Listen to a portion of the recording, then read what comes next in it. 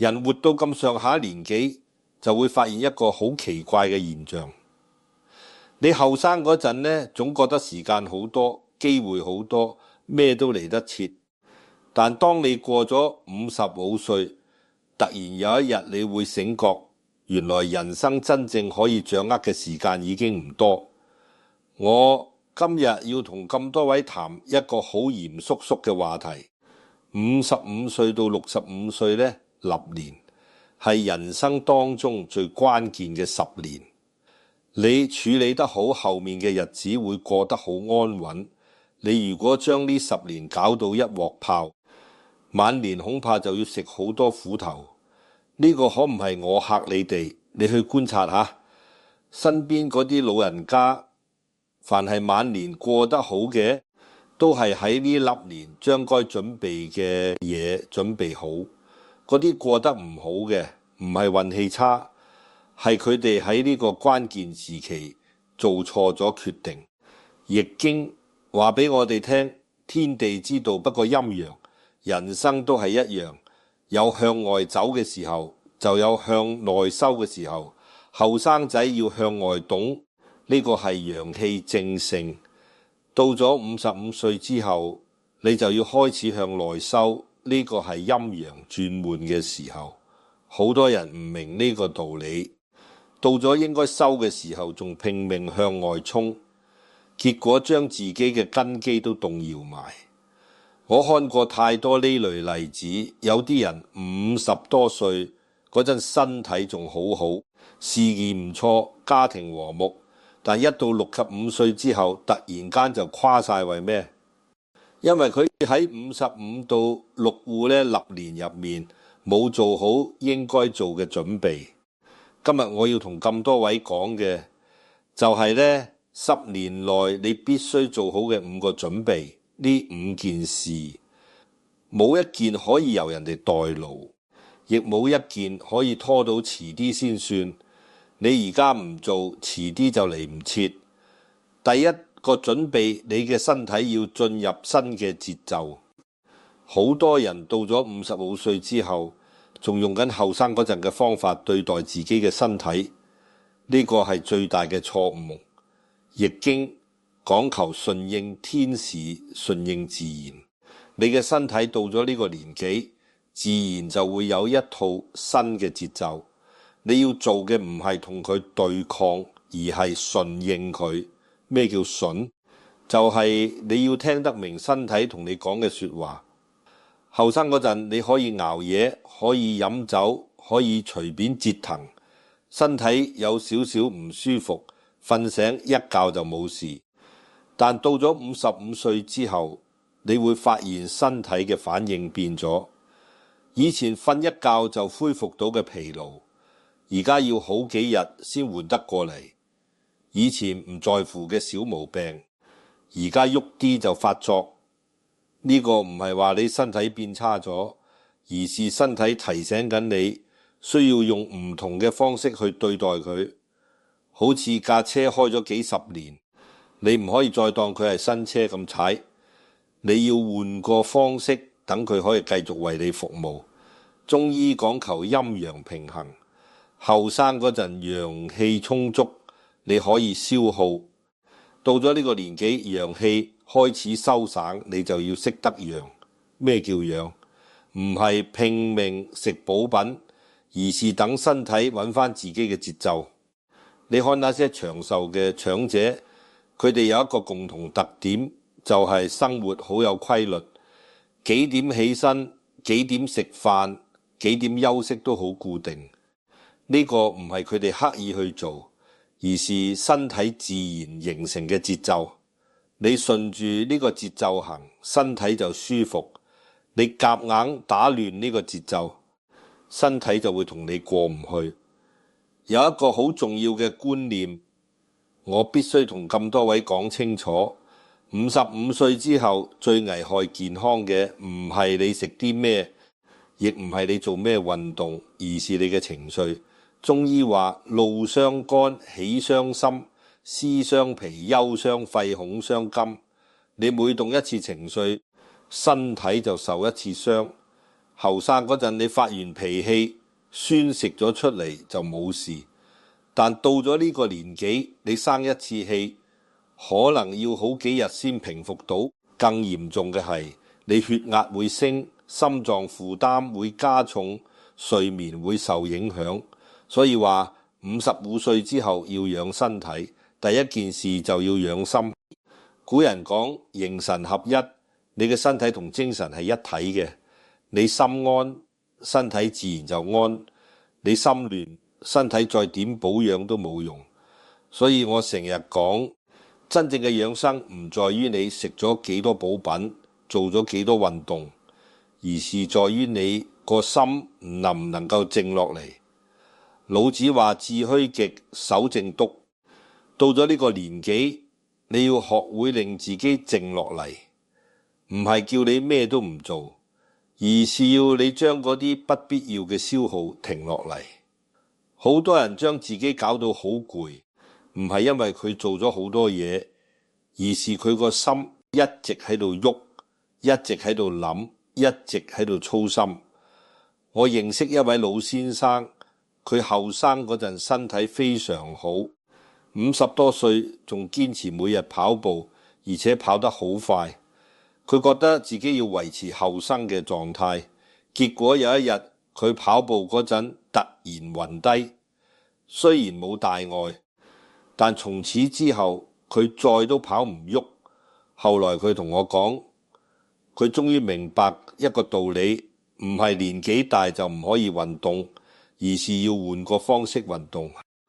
佢而家改成散步，每日行1個鐘，不快不慢，好舒服，反而身體比以前更加好。呢個就係順應自然嘅道理。你夾硬同身體對抗，身體最後一定會反抗你。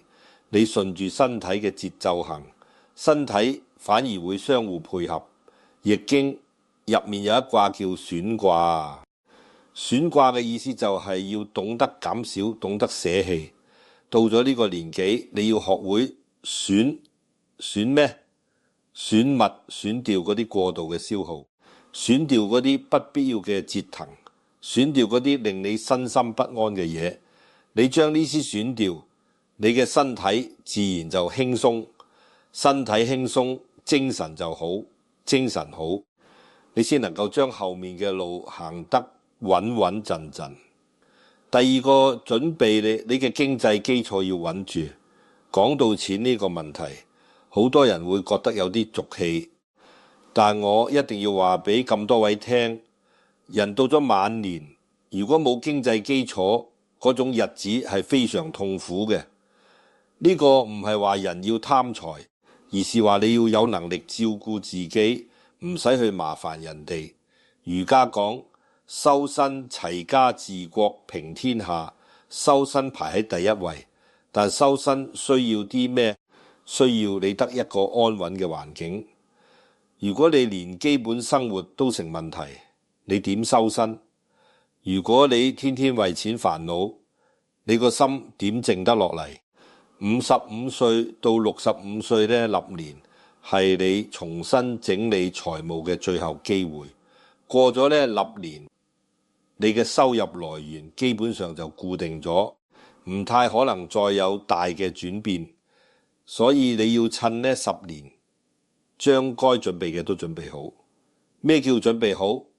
唔係話你要賺幾多億，而是你要令自己嘅經濟狀況變得可以掌握。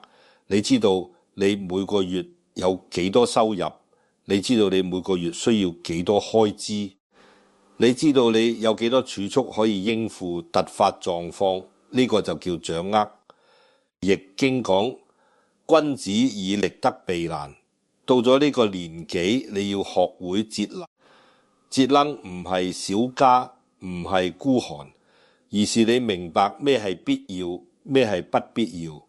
你將嗰啲不必要嘅開支減掉，你嘅經濟壓力自然就細。我看過太多老人家到咗晚年仲喺度為錢發愁，為咩？唔係因為佢哋後生嗰陣賺唔到錢，而是佢哋唔識得節制。有啲人中意傾盡所有去幫仔女，呢個係好易。但如果你幫到自己都冇晒餘力，咁就唔係幫忙，而是害咗自己，亦害咗仔女。孟子話：老吾老以及人之老，幼吾幼以及人之幼。但你要先能夠照顧好自己，先有能力照顧人哋。如果你連自己都照顧唔好，你拎咩去照顧人？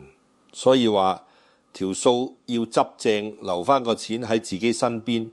呢個唔係自私，呢個叫負責任。有一個好重要嘅觀念，我必須講清楚。錢呢個東西到咗晚年，佢嘅意義唔在於有幾多，而是在於夠唔夠。夠咩？夠你生活，夠你安心，夠你活得有尊嚴。你看那些晚年過得好嘅老人家，不一定係最有錢嘅，但一定係經濟狀況最穩定嘅。佢哋知道自己有幾多，亦知道自己需要幾多。佢哋唔會為了面子去使唔應該使嘅錢，亦唔會因為慳錢而委屈自己。易經有一個好重要嘅概念叫中道。咩係中道？就係不偏不倚，恰到好處。錢都要講中道，你不能太多，太多會招惹麻煩。你亦不能太少，太少會令你冇安全感。恰到好處，剛剛夠用，呢個就係最好嘅狀態。仲有一點好重要，就係你嘅錢要簡單。咩叫簡單？就係唔好去搞嗰啲複雜嘅投資，唔好去掂嗰啲高風險嘅項目。你呢個年紀啦，賺錢已經唔係最重要嘅事，保住個本先係最重要嘅事。我成日見到一些老人家原本經濟狀況都幾好，結果聽咗人講去投資咩新項目，買虛擬貨幣或者跟風炒炒賣賣，最後血本無歸。呢種事太常見。為咩會咁？就係因為佢哋唔識得守。老子話：知足不辱，知止不殆。你到咗呢個年紀就要懂得知足，懂得知止。你該有嘅都有啦，就唔好再去追求嗰啲唔屬於你唔應該追求嘅嘢。你將現有嘅守好，呢個比咩都重要。所以我建議咁多位55歲之後，你嘅錢要擺喺3個地方。第一，擺喺你嘅日常日子上，等你每日過得舒服啲。第二，擺喺你嘅健康上，該睇醫生就睇醫生，該保養就保養。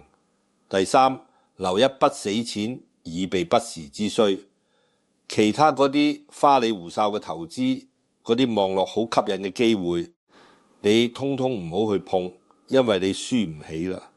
後生嗰陣輸咗可以由頭嚟過，而家輸咗就真係一世。第三個準備，你哋人際關係要做減法。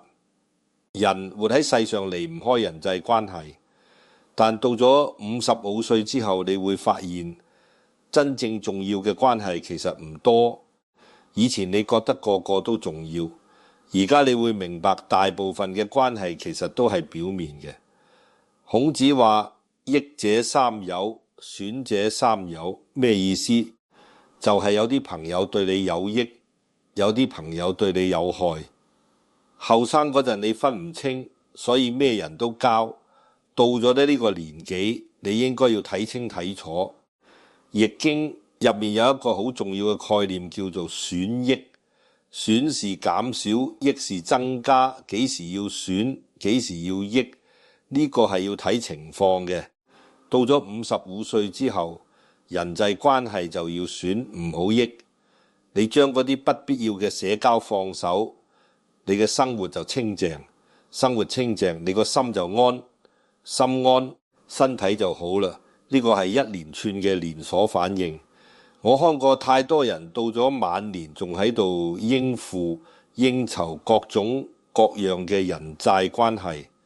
今日呢個要幫忙，聽日嗰個要照顧，後日又有人約食飯，搞到最後將自己累到半死，身體都垮埋，心情都唔好，咁樣值得咩？唔值得。人到咗呢個年紀，你要為自己活，唔係為人哋活。你已經盡咗大半世嘅責任啦，而家應該係你休息嘅時候。古人講君子之交淡如水，咩意思？就係真正好嘅關係，唔需要太多嘅往來，唔需要太多嘅應酬，彼此心入面有對方，偶爾見個面飲杯茶傾下偈，呢個就夠。嗰種需要你拼命去維持嘅關係，通常都唔係真正嘅好關係。有一位老長輩同我講過一句話，我覺得好有道理。佢話後生嗰陣，我以為朋友越多越好，等老咗先知道朋友不在多而在精。一個真心嘅朋友勝過100個表面嘅飯局朋友。所以話55歲到65歲呢，10年你要做嘅就係督選，將嗰啲真心嘅人留落嚟，將嗰啲唔真心嘅人放走。唔係話你要同人絕交，而自然而然咁淡落嚟。你唔使夾硬逼自己去參加咩聚會，唔使夾硬逼自己去維持咩關係。你舒服就去，唔舒服就不去。你想見就見，唔想見就不見。呢個唔係無情，呢個叫智慧。老子話為無為，事無事。到咗呢個年紀，你要學會無為。咩叫無為？唔係咩都唔做，而是唔做嗰啲勉強嘅事情。人際關係都係一樣，唔好勉強。仲有一點好重要，就係你要將精力留給家人。好多人將外面嘅關係處理得好好，卻忽略咗自己嘅家人。呢個叫本末倒置。易經講家人卦，家人係你嘅根，係你嘅本。你將家人照顧好，其他關係自然就順。到咗晚年，真正能夠陪伴你嘅，唔係嗰啲酒肉朋友，唔係嗰啲表面上嘅熟人，而是你嘅家人。所以你要將時間同精力多啲留給家人，少啲使喺嗰啲無關痛你嘅人身上。有人話咁樣做係咪太冷漠？我話你知，呢個唔係冷漠，呢個叫清醒。你清醒咗先知道咩係重要，咩係唔重要。你將有限嘅時間同精力使喺最重要嘅人身上，呢個先係真正嘅智慧。第4個準備，你嘅情緒要學會管理。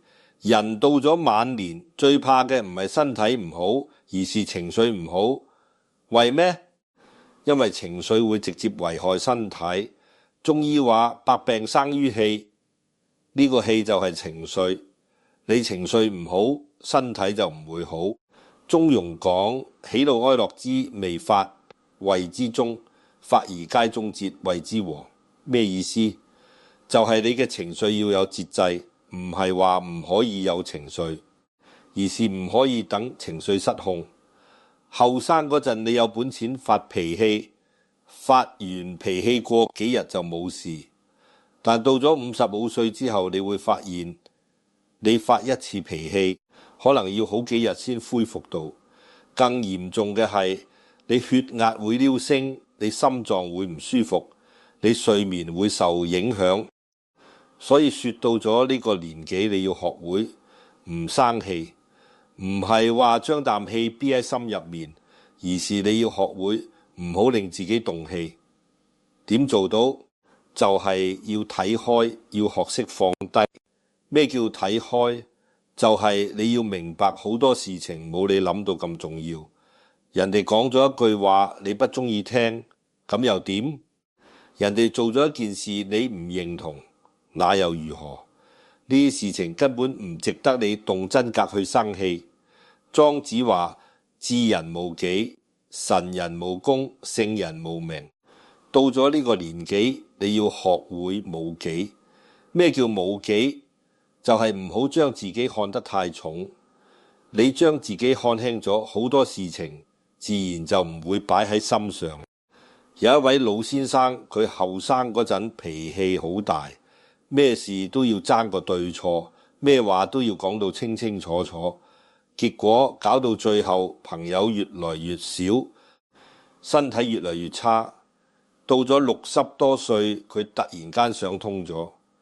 佢話以前我常覺得咩都很重要，而家我發現其實咩都唔重要。呢個就係智慧。你幾時能夠看淡，你幾時就得自在。情緒管理仲有一個好重要嘅方面，就係唔好同人計較。後生嗰陣，你可能覺得有啲事情一定要講清楚，一定要爭個明明白白。但到咗呢個年紀，你就要明白，有啲事情係講唔清嘅，有啲人係真係唔會明嘅。孔子話：小不忍則亂大謀。咩叫忍？唔係吞聲忍氣，而是你有呢個智慧，知道幾時該計較，幾時不該計較。到咗晚年，大部分嘅事情都唔值得你計較。我看過一個好有意思嘅現象，那些長壽嘅長者幾乎都有一個共同特點，就係佢哋好少生氣。唔係佢哋冇遇過令佢哋生氣嘅事，而是佢哋不准自己生氣。有人話我控制唔到啊，我話你知，控制唔到係因為你未真正認識到生氣嘅害處。你如果真係明白生氣會令你短幾年命，你仲會隨便發火？佛家講一念嗔心起，百萬障門開，咩意思？就係你一生氣，所有嘅麻煩都一齊嚟。所以話到咗呢個年紀，你要學會嘅第一件事就係唔生氣。點做到唔生氣？就要收心。收咩心？收一顆平常心。咩叫平常心？就係不管遇到咩事情，你都能夠保持平靜。好事嚟咗，唔好開心到忘形；衰事嚟咗，唔好傷心到絕望。一切都很自然，一切都很平常。易經話亢龍有悔，咩意思？就係太過咗就唔好。情緒都係一樣，太高興唔好，太難過都唔好。要維持喺一個平衡嘅狀態，呢個先係最好。仲有一點就係你要學會同自己和解。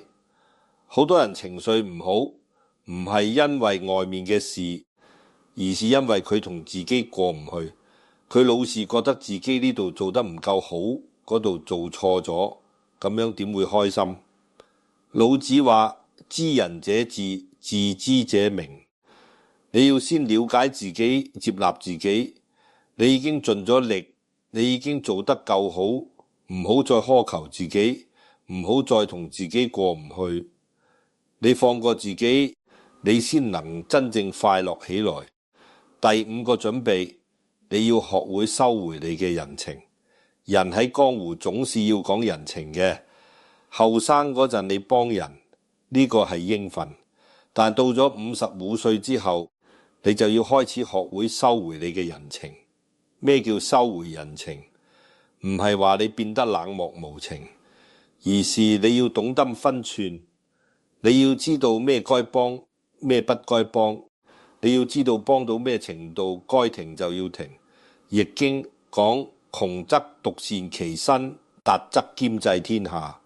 到咗呢個年紀，你要開始獨善其身，唔係話你完全唔理人，而是你要先將自己照顧好，先有能力照顧人哋。我看過太多呢類例子，有啲人一輩子都在幫助人，到咗晚年自己卻過得好辛苦。為咩？因為佢哋唔識得拒絕，唔識得講唔好。邊個嚟揾佢嗰幫忙，佢都應承，結果將自己累垮，人哋仲不一定感激。孔子話：己所不欲，勿施於人。但好多人唔記得咗另外一句話：己所欲，亦勿強施於人。你想幫人呢個係你嘅善意，但你要量力而行，唔好勉強自己。有一個好重要嘅觀念，我必須講清楚。幫助人要睇對方係咩人。如果對方係一個懂得感恩嘅人，你幫佢，佢會記住你嘅好。但係如果對方係一個老奉，不懂得感恩嘅人，你幫佢，佢反而會覺得你老奉要幫佢。所以話到咗呢個年紀，你要學會睇人，咩人值得你幫，咩人不值得你幫，你心中要有把尺，唔係話你要變得勢利，而是你要保護自己。老子話：天之道，損有餘而補不足。到咗晚年，你已經付出夠多啦，而家應該係你收翻嚟嘅時候。你要將你嘅時間、你嘅精力、你嘅金錢都留給自己同你想親近嘅人。人情呢個東西最怕嘅就係冇邊界，你一直俾人哋就一直攞，你幾時停落嚟，人哋就會話你變咗，話你不夠老友，呢個就係人性。所以你要趁早建立邊界，等人哋知道你嘅底線喺邊。有人話咁樣做會唔會得罪人？我話你知，到咗呢個年紀，你唔需要再在乎會唔會得罪人，你要在乎嘅係你自己過得好唔好。如果一個人因為你不幫佢就同你反面，咁呢種人原本就唔係真正嘅朋友。易經話損卦損下益上，咩意思？就係你要懂得減少不必要嘅付出，將呢啲留給真正需要嘅地方。到咗晚年，你要將你嘅好留給真正懂得珍惜嘅人。仲有一點好重要，就係你要學會講不。好多人一輩子都唔識得拒絕人，人哋嚟求你，你唔好意思拒絕。人哋要你幫手，你夾硬都要應承。咁樣落去，你遲早會累到病。孟子話：人有不為也，而後可以有為。咩意思？就係你要懂得咩應該做，咩不應該做。你將不應該做嘅事情拒絕咗，你先有時間同精力去做應該做嘅事情。我認識一位老先生，佢後生嗰陣好鍾意幫助人，邊個有困難都揾佢，佢亦從來不拒絕。結果到咗60多歲，佢身體唔好，需要休養。佢原本以為那些他幫助過嘅人會嚟探佢，結果只嚟咗2、3個人。佢後來同我講，佢終於明白一個道理：你幫助人係你嘅善心，但你不能指望人哋會記住你嘅好。你幫助人係為了自己心安，唔係為了得到回報。呢個就係智慧。你幫助人嘅時候唔好有期待，你不幫助人嘅時候亦唔好有內疚。你只要做到問心無愧就好啦。人到咗晚年，最重要呢，唔係你做咗幾多事情，而是你活得開唔開心。你將那些不必要嘅人情債都清晒，你個心就輕鬆。心輕鬆，你嘅晚年就會過得舒服。講到呢度，咁多位可能會問，呢5個準備邊一個最重要？我話俾咁多位聽，呢5個準備都很重要，缺一不可。但如果一定要排個先後次序，我認為第一重要嘅係心。為咩咁講？因為身體、經濟、人際、情緒、人情，呢啲其實都同你個心息息相關。你個心穩，呢啲自然就穩；你個心亂，呢啲亦會跟住亂。易經嘅核心思想就係陰陽平衡。咩叫平衡？就係你內心要安定。你內心安定，外面嘅一切都會歸於平衡。你內心不安定，外面再點安排都冇用。我成日講，人生就好似一棵樹，後生嗰陣樹往外生，枝入越茂盛越好。到咗中年之後，樹要向下打根，根打得越深，樹就越穩。到咗晚年，樹不再往外長啦，而是往內收，令整棵樹變得更加堅實。55歲到65歲就係樹往內收嘅關鍵時期。你將個根紮好，後面不管刮風下雨，你都唔會冧。你如果根基唔好，外面望落仲幾茂盛，其實一陣風就可能將你吹倒。所以話呢10年要做嘅事唔係向外求，而是向內收。收咩？收你嘅心，收你嘅德，收你嘅性。孔子話70而從心所欲，不逾矩。咩意思？就係到咗70歲，你想做咩就做咩，但唔會越過規矩。為咩能做到咁？因為你個心已經收到嗰個境界。但呢個境界唔係70歲突然間蹦出嚟嘅，而是你從55歲開始一點一慢收出嚟嘅。你喺55到65呢10年入面，將該放低嘅放低，將該看淡嘅看淡，將該準備嘅準備好。到咗70歲，你自然就能夠從心所欲。好多人問我點樣才可以收心？其實收心冇咩特別神丹妙藥，就係從日常生活嘅小事做起。你每日少生一次氣，就係喺度收心。你每次能夠放低一個執念，就係喺度收心。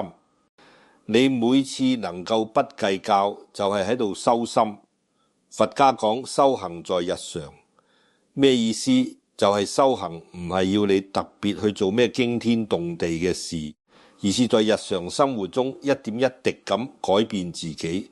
你每日進步少少，日積月累，就會發現自己變得唔同。易經入面有一卦叫做漸卦，直卦話俾我哋聽，事情要慢慢嚟，唔好急。收心都係一樣，唔係一日兩日就能收好，要慢慢嚟。你每日提醒自己要少生氣，要多包容，要懂得放低，慢慢你就會變成咁樣嘅人。有一個故事我覺得好有意思。古時候有一個人去拜訪一位得道高僧，問佢點樣才可以開悟。高僧話好簡單，你返去之後每日做3件事。第一，每日對住塊鏡笑一笑。第二，每日對家人講一句好心嘅說話。第三，每日瞓覺前諗一諗今日有冇做錯咩事。呢個人返去照做。一開始佢覺得呢啲有咩用，但做咗1年之後，佢發現自己真係變咗。佢變得冇咁容易生氣，佢同家人嘅關係變好咗，佢個心亦變得平靜。呢個就係修行嘅道理，唔係要你做咩驚天動地嘅大事，而是從小事做起，從日常做起。到咗55歲之後，你要特別注意一件事，就是要學會獨處。好多人驚獨處，一個人留喺度就會胡思亂想。但我話你知，獨處係一種能力，亦係一種福氣。老子話致虛極，守靜篤，咩意思？就係你要令自己嘅心靜落嚟，空落嚟。點做到？就是要學會獨處。你一個人靜靜地坐喺度，咩都唔諗，就係喺度修行。獨處嘅時候，你可以聽下歌，睇下書，練下字，亦可以咩都唔做，就係靜靜地坐喺度。呢啲望落好似冇咩用，其實係最有用，因為你喺度俾你個心一個休息嘅機會。現代人最大嘅問題就係個心太忙。由朝到晚唔係喺度諗嘢，就係喺度做嘢，心一直喺度喐，從來冇停過。咁樣落去，遲早會出事。所以到咗呢個年紀，你要俾自己留一點時間，咩都唔做，就係安安靜靜地留喺度。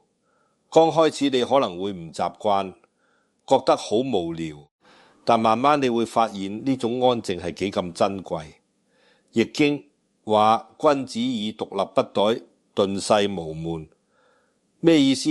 就是一個有修養嘅人，一個人留喺度都唔會驚，離開熱鬧嘅世界亦唔會煩悶，呢個先係真正嘅自在。人到咗晚年，如果還需要依靠外面嘅熱鬧嚟填補內心嘅空虛，嗰種日子係好可悲嘅。真正嘅快樂唔係來自外面，而是來自心入面。你個心充實，你一個人都可以唔快樂。你個心空虛，就算身邊再多人，你都會覺得孤單。我認識一位老太太，佢嘅仔女都在外地工作，一年難得返嚟幾次，好多人覺得佢一定好孤單，但她自己過得好開心。她每日朝早起身先打一套太極拳，然後食早餐，食完早餐會睇書、寫字、聽下歌。下週她會去公園散步，同老朋友傾下偈。夜頭她會睇電視，然後早點休息。她同我講，她覺得咁樣嘅生活好充實、好滿足。她唔需要仔女天天陪喺身邊，她亦唔需要好多朋友。她有自己嘅生活節奏，她好享受呢種安靜。呢個就係境界。到咗呢個年紀，你要能夠享受孤獨，享受安靜。呢個唔係話你唔需要人陪，而係話你不依賴人陪。有人陪固然好，冇人陪你都可以過得好好。講到呢度，我仲要同咁多位講一個好重要嘅觀念，就是要學會感恩。人到咗晚年，如果仲係一日到晚怨天尤人，嗰個係最令人難受嘅。不只是人哋難受，你自己都難受。佛家講一切唯心造，你個心點諗，你嘅世界就會變成咩樣。你如果老是睇到唔好嘅一面，你嘅生活就會充滿不快。你如果懂得睇到好嘅一面，你嘅生活就會充滿喜悅。我成日講同樣一件事，你可以往壞處諗，亦可以往好處諗。往壞處諗，你會生氣，會難過；往好處諗，你會感恩，會快樂。既然都係諗，為咩唔往好處諗呢？有一個好經典嘅故事，兩個老人家喺度傾偈。一個老人家話：我而家行路越嚟越慢，爬樓梯都好食力啦。另一個老人家話：咁你要感恩噃，起碼你仲行到路，仲爬到樓梯。有啲人連落床都有困難啦。呢個就係唔同嘅心態。同樣係身體大不如前，一個人睇到嘅係失去咗嘅能力，另一個人睇到嘅係仲擁有緊嘅能力。你話邊一種心態比較好？當然係後者。到咗55歲之後，你要訓練自己往好處諗。每日瞓覺前，你諗一諗，今日有咩值得感恩嘅事？可能係今日天氣好好，可能係食咗一餐好味嘅飯，可能係同老朋友傾咗一陣偈。呢些望落好平常嘅事，其實都值得感恩。你每日都能夠揾到值得感恩嘅事，你個心就會充滿喜悅。你個心充滿喜悅，你嘅身體亦會跟住好起來。呢個唔係迷信，呢個係有科學根據嘅。心情好，免疫力就強，免疫力強，身體自然就健康。易經講積善之家必有餘慶，咩意思？就係你心懷善念，好事自然會嚟。你天天感恩，天天快樂，福氣自然就嚟。仲有一點好重要，就係要學會寬恕。人活咗幾十年，難免會遇到一些傷害你嘅人，一些令你難過嘅事。如果你一直將呢啲擺喺心入面，一直耿耿於懷，那你永遠都唔會快樂。孔子話：以德報怨，何以報德？以直報怨，以德報德。咩意思？就係人哋對你唔住，你唔需要用善意去回報，但你亦唔好去報復，你就公平公道咁對待佢，唔好將仇恨擺喺心上。寬恕唔係為了人哋，而是為了你自己。你寬恕咗人哋，其實係放過咗你自己。你不寬恕人哋，最痛苦嘅係你自己，因為那些傷害你嘅人可能一早忘記咗，只有你仲一直記住，一直難過。我認識一個老先生，佢後生嗰陣俾一個朋友呃咗好多錢，呢件事佢一直放唔低，一諗起就火滾，結果搞到最後佢得咗高血壓，心臟都出咗問題。後來佢生咗一場大病，差點就撐唔過嚟。喺病床上，佢突然間想通咗，佢諗，我為咩要為呢一個不值得嘅人將自己嘅健康都賠埋入去？從此之後佢就放低咗。佢話嗰筆錢當係交學費，買個教訓啦。從此之後佢再都唔去諗呢件事。奇妙嘅係，佢放低之後，佢嘅身體反而慢慢好起來。醫生都覺得好神奇。其實呢個一點都唔神奇，因為佢將心入面嗰個結解開咗，心一結一開，身體自然就好。所以說到咗呢個年紀，你要學會放低，學會寬恕，唔係話那些傷害你嘅人冇錯，而是你唔好再等那些事情繼續傷害你。過號嘅事就由得佢過號啦，你要向前看。老子話：後其身而身先，外其身而身全。咩意思？就係你將自己擺喺後面，反而會走喺前面。你不作號自己，反而能夠保存自己。呢個係一種很高明嘅智慧。到咗晚年，你要學會呢種智慧。你唔好太在乎人哋點睇你，唔好太在乎人哋點講你。你只要做到問心無愧就好啦。人哋點諗係人哋嘅事，你管唔到，亦唔需要管。有人話我就是放唔低，我就是在乎人哋嘅睇法。我話你知，呢個係因為你未真正看透。人生短短幾十年，眼眨眨就過號。到咗最後，人哋嘅睇法有咩咁重要？重要嘅係你自己過得快不快樂。莊子話：治人無己，神人無功，聖人無名。到咗呢個境界，你就不在乎呢些啦。你不在乎人哋點睇你，你亦不在乎自己有冇成就，你更不在乎自己有冇名氣。你就是你，你活得自在，活得快樂，呢個就夠。呢個境界好難達到，但你要往呢個方向努力。你每日提醒自己唔好太在乎人哋嘅睇法，慢慢你就會做到。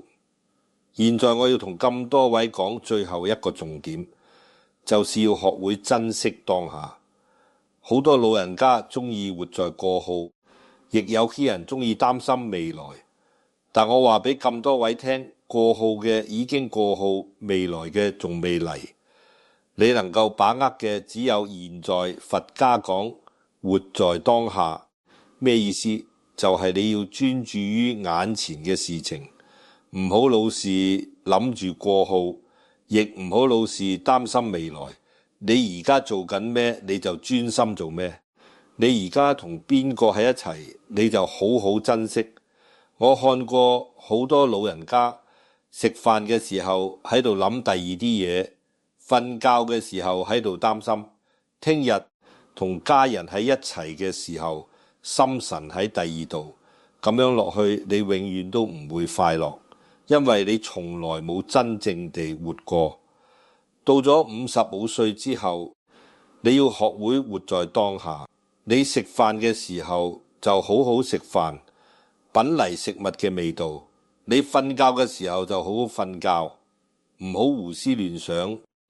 你同家人喺一齊嘅時候就好好陪伴佢哋，唔好心不在焉。咁樣生活，你會發現生活變得好美好。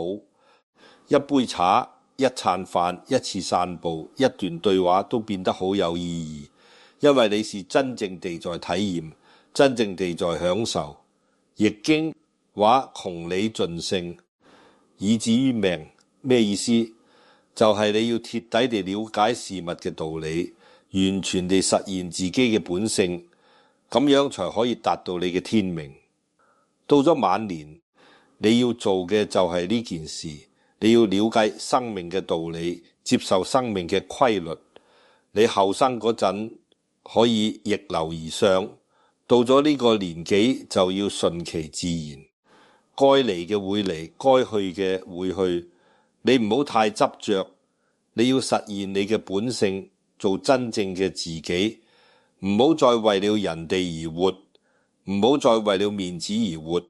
你想做咩就做咩，只要唔傷害人，唔違背良心，你就放手去做。到咗呢個年紀，你已經唔需要再證明啲咩啦。你該經歷嘅都經歷咗，該學嘅都學咗，該做嘅都做咗。而家你要做嘅就是好好地享受人生，好好地活着。有一句話講得好，人生就像四季，春天是成長的季節，夏天是奮鬥的季節，秋天是收穫的季節，冬天是休息的季節。55歲到65歲正是人生嘅秋天。秋天唔係結束，而是收穫。你要收穫嘅唔只是物質上嘅東西，更重要嘅係心靈上嘅富有。你呢一輩子積累嘅智慧，你呢一輩子經歷嘅故事，你呢一輩子學到嘅道理，呢啲都係你嘅收穫谷。你要好好地品味呢啲收穫谷，亦要將呢啲智慧傳遞給下一代。孔子話：君子之道，做端乎夫婦，及其志也，察乎天地。咩意思？一個人嘅修養由最平常嘅夫妻關係開始，到到最高嘅境界，可以通達天地之道。到咗晚年，你要做嘅就係將你嘅修養提升到更高嘅層次。你要從日常生活中嘅小事體悟到人生嘅大道理。你要從平凡嘅日子裏感受到生命嘅美好。呢10年係你人生中最珍貴嘅10年，唔係因為你仲可以做到咩大事，而是因為你終於可以安靜落嚟，好好地過日子。你唔需要再拼搏，唔需要再證明，你只需要好好地活着，好好地享受。易經講否極泰來，咩意思？就係衰到極點便會變好，好到極點就要留神。人生都係咁，有高潮就有低谷，有起就有落。